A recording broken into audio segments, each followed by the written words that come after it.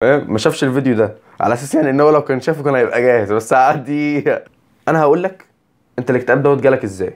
ناسي القديم في الكيمياء والبايو والعربي. بس انا بص، هي دي الحاجات بقى اللي انت ايه ما حدش بيقولها لك. فاهمني؟ هي دي الحاجات اللي انت بتتفرج عليها عشانها. اصلا هي ثانويه عامه ايه؟ تنظيم الوقت والحاله النفسيه. ثانويه عامه ايه؟ تنظيم الوقت والحاله النفسيه. ثانويه عامه ايه؟ تنظيم الوقت والحاله النفسيه. ازيكم يا رجاله؟ عاملين ايه؟ الاخبار؟ هو في إيه اصلا؟ ازيكم يا رجاله؟ عاملين ايه؟ الاخبار؟ احنا طيب اسيستنت نكمل في الفيديوهات اللي انا لابس فيها التيشيرت الغريب دوت. ما علينا، اعمل سبسكرايب ولايك زي ما كاتب هنا واخش موضوع الفيديو على طول. لايف قدامكم كده يا رجاله. هخش على اليوتيوب، ماشي؟ وبعدين اخش على الفيديو بتاع امبارح اللي انا قلت فيه ان انا حليت كل مشاكل ثانويه عامه، وقلت لكم تكتبوا في الكومنتات مشاكلكم. تمام؟ هقرا كومنت ونرد عليه. لو خلص بسرعه ممكن نخش على الكومنت اللي بعده. تمام؟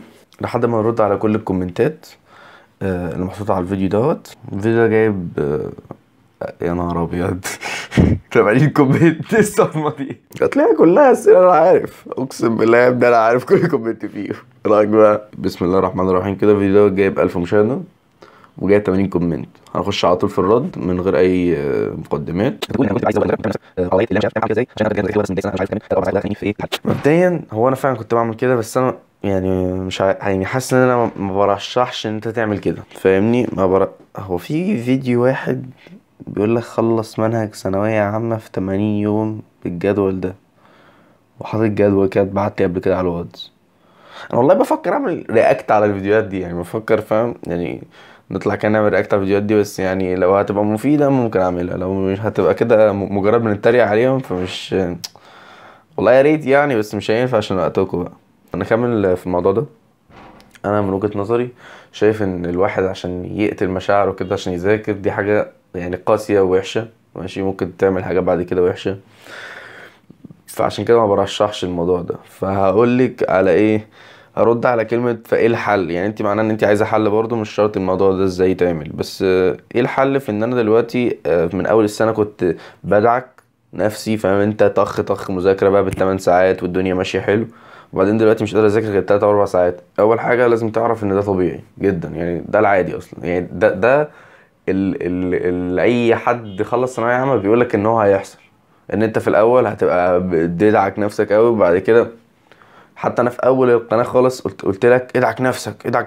ما تسمعش كلام الناس اللي هتقولك ان انت بتتعبش في الاول عشان هتفيص في الاخر. لا، ادعك نفسك، لان انت كده كده خلاص. حتى لو بدات بالراحه هتوصل لفتره وهتلاقيك برضو تعبت. فاهمني؟ هي ملهاش يمين شمال، انت كده كده هتوصل لمرحله وتتعب. ساعتها بقى نبدا نتصرف. ايه دي المرحله دي؟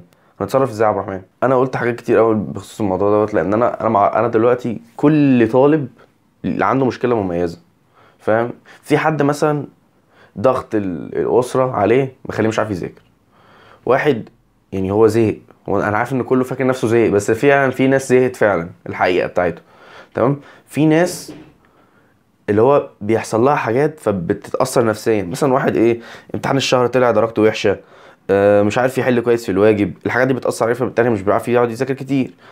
كل الحاجات دي يعني في ملايين الحاجات. بس انا كنت دايما بقول لك ايه، خد ريست. طيب السبب ان انا بقول لك خد ريست يعني إيه؟ انا دلوقتي واحد مثلا كنت انا عارف ان انا عندي القدره ان انا اذاكر 8 ساعات فيزيكلي ومنتلي عشان عملتها قبل كده. يبقى انا كده عندي القدره الحقيقيه، يعني انا كده من جوه متاكد ان انا عندي القدره، بس هي مش راضيه تطلع. خلاص؟ فانا عشان كده بقول لك ايه، خد ريست. الموضوع ده كان بيشتغل معايا وبيشتغل مع كل الناس يعتبر. ليه بقى؟ لان وانت بتاخد ريست انت بتكون بتفكر في اللي بيحصل. خلاص؟ بيبقى عندك سيلف اويرنس. فاهمني؟ انت فاهم نفسك. انا هعمل ايه؟ انا ليه ما بذاكرش؟ تقعد تسال نفسك اسئله كتير قوي لحد كده ما تحس انت ارتحت نفسيا فبترجع تذاكر. فاهمني؟ فعشان كده بقول لك كده مثلا خد يوم، خد نص يوم. بعد النص يوم ده حتى لو انت ما قدرتش ان انت تفجر اوت او ما قدرتش ان انت تفهم انت ايه مشكلتك، على الاقل هتكون ارتحت وعندك ايه، يعني ممكن تزود ساعة. فاهمني؟ فوق الاربع ساعات انت بتعملهم فتذاكر 5 بعد الريست ده. فاهمني؟ بس فانا ده كل كلامي عن الموضوع ده. فالخص لك تاني كده بسرعة.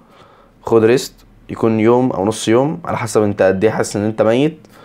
وحاول انت في الفترة دي تقعد تفكر مش في المذاكرة، مش في الفيزياء، مش في لا، هو انا ليه كده؟ انا مالي في ايه؟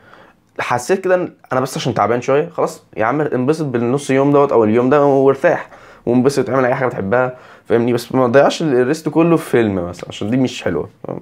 هتضايقك قوي يعني. يعني هتلاقي نفسك فجأة كده رجعت تذاكر تاني. فاهمني؟ حاول تعمل حاجة بتطول يعني، اخرج، اتمشى، اجري، روح تمرين كده يعني، روح الجيم مثلا.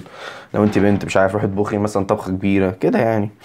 اوكي ماشي. اعمل ايه لو انا ما شفتش الفيديو بتاعك بتاع اني اخلص كل اللي عليا في 12 وعرفت متأخر وانا مزنوق دلوقتي؟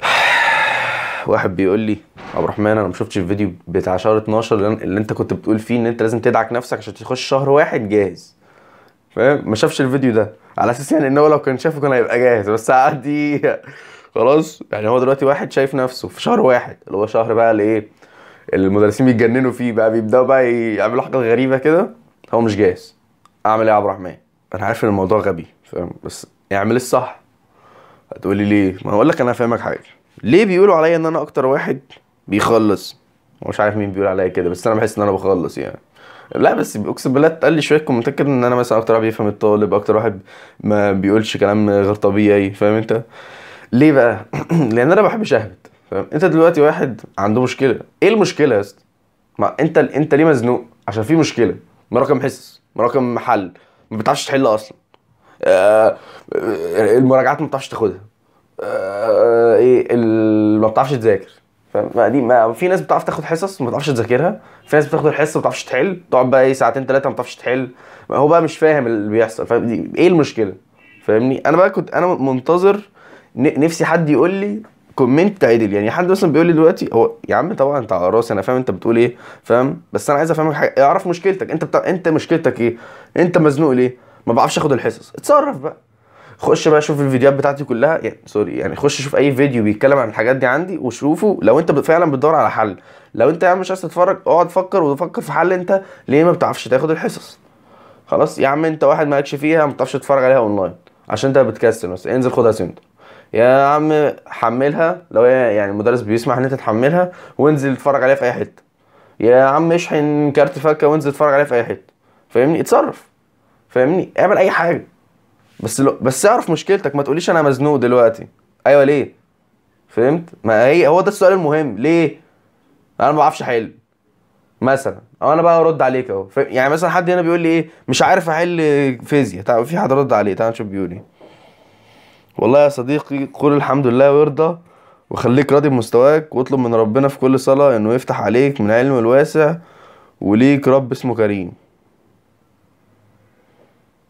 مش هرد فاهم، احنا هنعمل لايك كده، نعمل لايك عشان هو استاذي، هو فعلا استاذي فاهم، هو استاذ عنده حق، عنده حق. بس انا اللي هو ايه، برضو ما اصل انا هقول لك على حاجه، اي سؤال هيتسال لي على القناه لو قلت لك صلي هتقول لي عندك حق على طول. هو في ايه؟ بس انت مش عايزني اقول لك كده. تمام يا دبابه. واحد بيقول لي مش عارف احل فيزياء، اقول لك ايه بقى؟ انت مش عارف تحل صح؟ لا انت تقصد انت بتحل ببطء. فاهمني؟ مفيش حد مش عارف يحل فيزياء، في حد بيحل ببطء. خلاص طب انا دلوقتي اللي بحل ببطء اعمل ايه يا عبد الرحمن؟ لما تحل سؤال يا لهوي اقف عنده، يعني اقف عنده وقفه كده وتاكد ان انت فاهمه. يعني انا دلوقتي حليت السؤال ده، انا عارف اصلا بحل. هو انا يا ابني كنت في اي جي مثلا؟ لا ما انا كنت في ثانويه عامه. السؤال انا بكون حليته وانا اصلا مش عارف انا حليته ازاي، من كتر ما انا بقالي نص ساعه عمال يمين شمال ابص في الملازم ابص في الحصه عمال فجاه بلاقي نفسي اتحل كده بتاني مش فاهمه. فاهمني؟ ده بقى غلط، ده اكبر غلط في الحياه. وكده انت كانه ما اتحلش. او كل سؤال تحله لازم تكون متاكد 100% ان انت ايه خلاص تمام عارفه حله. فاهمني؟ تمام. وبعدين بقى تاني حاجه اقولها لك، اتفرج على فيديوهات الحل، اتفرج على فيديوهات الحل بعد ما انت تحل، اتفرج على فيديوهات الحل بعد ما انت تحل. ليه بقى؟ انت ما بتعرفش تحل يبقى انت ما عندكش دماغ. خلاص الحل في واحد بيستوعب بسرعه قوي لكن ما بيعرفش يطبق، فانت محتاج طريقه حل. انت لما تتفرج على فيديوهات حل عقلك بيقلد المدرس بطريقه غير طبيعيه، انت بتلاقي نفسك بتحل كانك المدرس. فاهمني؟ اتفرج بقى على فيديوهات حل المدرس الفلاني، يعني لك مستر احمد سمير بينزل على اليوتيوب، اتفرج عليه واتفرج على المدرس بتاعك. فاهمني؟ وهتلاقي برضو ناس في العربي بينزلوا، يعني عيش حياتك بقى. فاهمني؟ يلا اللي بعد. مشكلتي ما بدأش انجليزي لسه وفي بقيه المواد مش مقفلها كويس، محتاجه احل يعني، بس مش عارفه اقسم وقتي، يا دوبك بنزل دروس وحوار اني بدأتش انجليزي ده معطلني عن حاجات اللي باقيه، فمش عارفه اعمل ايه. في 3 ريبلاي هشوفهم كده بسرعه. نفس المشكله، بس مفيش مشكله وملهاش حل. يعني الترم الاول يخلص في 12 يوم، وكل يوم نص يونت، والاهم هو تنظيم الوقت والحاله النفسيه. استاذي يا استاذي، نفس لا الحوار تنظيم الوقت والحاله النفسيه ده هو اصلا هي ثانويه عامه ايه؟ تنظيم الوقت والحاله النفسيه. ثانويه عامه ايه؟ تنظيم الوقت والحاله النفسيه. ثانويه عامه ايه؟ تنظيم الوقت والحاله النفسيه. تمام يا كبير، ماشي. نرد انا بقى على السؤال ده.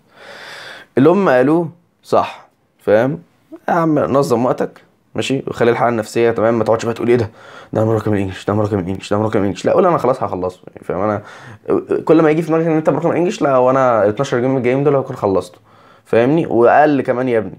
بس انا عايز اضيف حاجه، يعني حاجه المفروض انا ما اضيفهاش، بس يا اسطى الانجليش ده بيتلم في يوم قبل الامتحان. تمام يا كبير؟ انا يا عم لميت الانجليش ده في يوم غالبا اصلا، بس انا بعرف اتكلم انجليش، فاهمني؟ بس هو ايه، بس انا لميته حرفيا في يوم من الاخر، فاهمني؟ واخر السنه هتلاقي السنه، بص هي دي الحاجات بقى اللي انت ايه ما حدش بيقولها لك، فاهمني؟ هي دي الحاجات اللي انت بتتفرج عليها عشانها، بوريك المستقبل، فاهمني؟ او يعني بقول لك اللي حصل معايا، فانت تفهم المستقبل هيبقى فيه ايه ان شاء الله يعني. خلاص يا كبير؟ فانا دلوقتي بقول لك اي مدرس في الوجود خلاص هينزل ايه حصه كده مكونه، قصدي مراجعه مكونه من 8 حصص قبل الامتحان، تتفرج عليها هتقفل. بس طبعا ده يعني مش عايزك يعني اللي هو ايه، انا بقول لك كده عشان انت راجل فاهم وكبير، ما تقولش بقى خلاص يبقى انا كده مش هفتح الانجليش وفي المراجعه باخدها. انت عبيط يالا، ما هو ده اسوأ سيناريو، فاهمني؟ خليك راجع كذا مره، فاهمني؟ بس انا بقول لك ايه، الانجليش يعني بقول لك كده عشان الحاله النفسيه بتاعتك تبقى كويسه. الانجليش فاهمني ما تخافش منه، ما يتخافش منه، فاهمني؟ لو انت بقى ميح في الانجليش لا خاف منه. ليه؟ لان الانجليش دوت ممكن يدخلك كليه فجره ويدخلك كليه كحيان. قشطه يا كبير؟ فاهتم بالانجليش، ما تقلقش عشان هيبقى في مراجعات في الانجليش، تمام؟ وفعلا زي ما هم قالوا تنظيم الوقت والحاله النفسيه. وان انت كده كده لو بس قلت ايه انا في اليوم فعلا هاخد نص يونت، خلاص هيخلص يا اسطى، هيخلص. الانجليش سهل، الانجليش اللي هو ما بيتفهمش، هو انت احفظه، اصل دي لغه الكلمه دي معناها كذا، خلاص. اللي بعد الترقيمات وتنظيم الوقت. اريس ايه ده؟ مش بص هاخد الموضوع جد. حد بيقول لي عندي مشكله في التراكمات وتنظيم الوقت، انا السؤال ده هو سؤال واحد، تنظيم الوقت، فبالتالي في تراكمات، فانت كده مشكلتك تنظيم الوقت. ما تكبرش الموضوع بالنسبه لك، انت مشكلتك تنظيم الوقت بس، مش مشكلتك التراكمات، تمام؟ يعني انا لو نظمت وقتي هلم كل المتراكم ومش هيتراكم عليا تاني، وظبطت الحاله النفسيه، ماشي يا رياسه؟ لان الحاله النفسيه دي هيخليك تشتغل. يعني ما يعني اقسم بالله يا ابني انا عدى عليا وقت كده في ثانويه عامه، مشكلتي الوقت، من كتر ما انا تعبت قوي على تنظيم الوقت بقى عندي وقت كتير قوي بس مش قادر اعمل حاجه. او يعني انا بجد وصلت لمرحله ان انا عندي وقت كتير قوي، بقيت بنظم وقتي بطريقه غبيه لدرجه ان انا عندي وقت كتير بس مش قادر، عشان الحاله النفسيه ايه زفت، فاهمني؟ فانت لازم ايه تلعب تنظيم الوقت وتعلى بالحاله النفسيه عشان تعرف تعمل حاجه في الوقت اللي انت هتنظمه، تمام؟ حد بيقول لي بقى تنظيم الوقت يا باشا، شوف اتفرج على الفيديوهات اللي عندي على القناه اللي ليها علاقه بأم تنظيم الوقت، ماشي؟ ما تدهنيش كده يعني، قول لي حاجه مثلا سبيسيفيك، حاجه كده محدده جوه تنظيم الوقت اللي مثلا مش يعني مثلا يا عم اقول لك حاجه، مع ان ده سؤال وسخ هو انا زهقت منه. ايه اللي انا بقوله ده؟ اصل سؤال اهبل يعني، سؤال غريب. انا ما بعرفش انتظم على الجداول اهو، على الاقل ده سؤال سبيسيفيك شويه يا عم، مع انه رده غبي. يا عم انتظم فيه، دوس على نفسك فيه، مش مفيش حل. ما هو مفيش سحر اعمل كده هتتدزم في الجداول. لا بص حط واحده جيلي كولا جنب كل تاسك في اليوم، فاهم؟ وكل ما تخلص تاسك كله عشان تعرف تنتظم في الجدول. الكرنج ده مش فاهم انا والله العظيم يا رجاله انتوا على الاسئله الغريبه دي. اعرف اسال، عارف انت يالا لو طلعت من ثانويه عامه دي بتعرف تسال، انت كده خلاص نجحت بالنسبه لي. ناسي القديم في الكيمياء والبايو والعربي، وما انت فاكر يا استاذ؟ يا عم بهزر يا عم. بص يا كبير، مفيش حاجه اسمها ناسي، فاهمني؟ يعني اللي هو ايه، انت متهيألك. وبعدين اقول لك انا حاجه، انا هقول لك جمله وانت ما عندكش خيار غير انت تصدقني. اخر السنه تفتكر عندك يا ابني خيار غير انت تصدقني؟ انسى، مش عندك. انت كده كده ما عندكش وقت تفتكر تراجع على القديم، فانت كده كده يمين شمال لازم تصدقني. انت هتفتكر اخر السنه، هتفتكر مدرس هيعمل كده هتفتكر، فاهم؟ ما تقعدش بقى تشغل بالك، انت كده كده ما عندكش حل، فاهمني؟ مفيش وقت يا عم. انا بقول لك حاجه، لو انت ناسي القديم لا اشتغل على القديم واجري كمان احسن. اللي بعد هي الحياة بعد الثانوية أحسن يعني؟ لو دخلت طب مثلا أو هندسة اللي هي الكليات الصعبة هفضل أذاكر ومخنوق وكده؟ اوبا، جيت على الجرح انت يا استاذي. لو انت عايز تموت نفسك هتموت نفسك، لو انت عايز ما تموتش نفسك مش هتموت نفسك. اه والله.